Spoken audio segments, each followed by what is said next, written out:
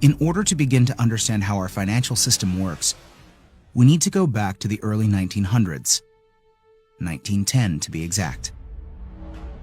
Everyone at some point in their lives has heard of the Federal Reserve, but most likely don't understand what it is or how it works. The Federal Reserve, referred to as the Fed, is a central bank that many economists refer to as the biggest robbery ever enacted on the American people. The reason for this is because the Federal Reserve is neither part of the federal government nor does it have any reserves. Yet, this single organization controls the money supply of the most powerful country in the world. The Fed is very diligent in hiding the fact that they are not part of the government. The last thing they want the American people to fully understand is that our government does not control our own money. In order to achieve this, they were very clever and decided to call their institution the Federal Reserve. And by labeling themselves this way, the general public never thought twice about who was in control of the country's money supply. If the Federal Reserve is not part of the government, then who controls this private organization and how did this come to be? The answer to this question is what changed the course of our country forever. In November of 1910, a secret meeting took place of 6 bankers and economic policymakers who represented the financial elite of the Western world.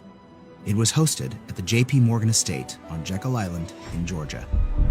In attendance was Senator Nelson W. Aldrich, Abram Piatt Andrew Jr., Assistant Secretary of the Treasury, Frank Vanderlip, President of National City Bank of New York, Henry P. Davidson, Senior Partner of J.P. Morgan and Company, Charles D. Norton, President of First National Bank of New York, Paul Warburg, Director of Wells Fargo, Benjamin Strong, the emissary for J.P. Morgan and, coincidentally, the first president of the Federal Reserve. Years later, Frank Vanderlip referred to this meeting as the actual conception of what eventually became the Federal Reserve System.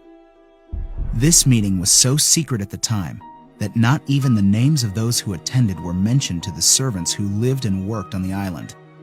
The men who attended came on a late-night train, claiming to be on their way to a hunting expedition, but instead, these bankers met with Senator Nelson Aldrich to draft what would eventually become the Federal Reserve Act.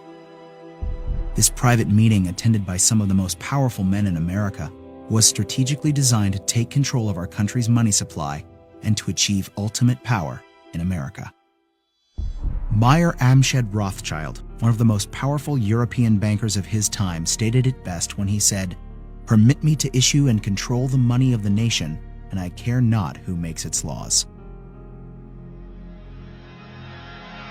On December 23, 1913, 2 days before Christmas, when most people in Congress were home with their families, the Federal Reserve Act was signed into law by President Woodrow Wilson. That single act, however small it may seem, transferred the control of our monetary system from our government into the hands of some of the wealthiest men in our country.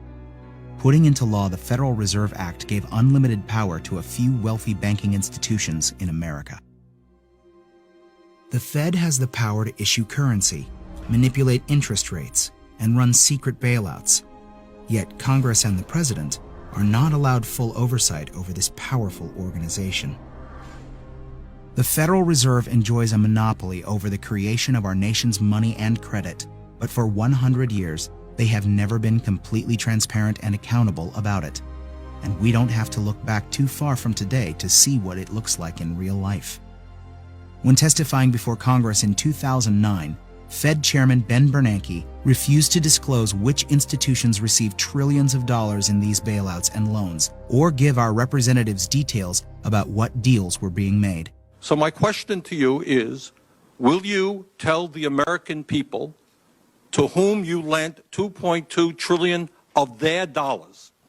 Will you tell us who got that money and what the terms are of those agreements? Hundreds and hundreds of banks, any bank or that has access to the U.S. Federal Reserve's discount. Will you tell us who they are? No.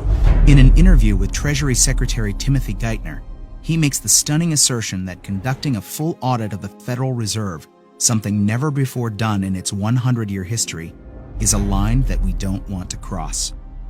To be denied full transparency of these transactions after U.S. taxpayers contributed over $16 trillion to these bailouts and loans is unthinkable and unconstitutional. It is our right as American citizens to know where our money is being spent. It's very ironic that if you don't give the IRS full transparency with your finances, you go to jail.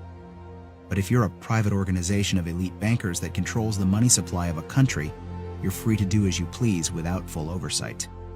This private organization is arrogant in the fact that the same accounting laws that apply to the rest of America do not apply to them. There is no other agency of government which can overrule actions that we take. Their control appears to be unlimited, and 2008 is the most recent example of how much power the Fed actually has on our country. Many of us were told in private conversations that if we voted against this bill on Monday, that the sky would fall, the market would drop 2,000 or 3,000 points the first day, another couple thousand the second day, and a few members were even told that there would be martial law in America if we voted no. That's what I call fear-mongering. The elite banking institutions took trillions of dollars worth of risk, and when they lost their bets, they threatened politicians to use taxpayer money to bail them out, or else we would face an Armageddon type of scenario.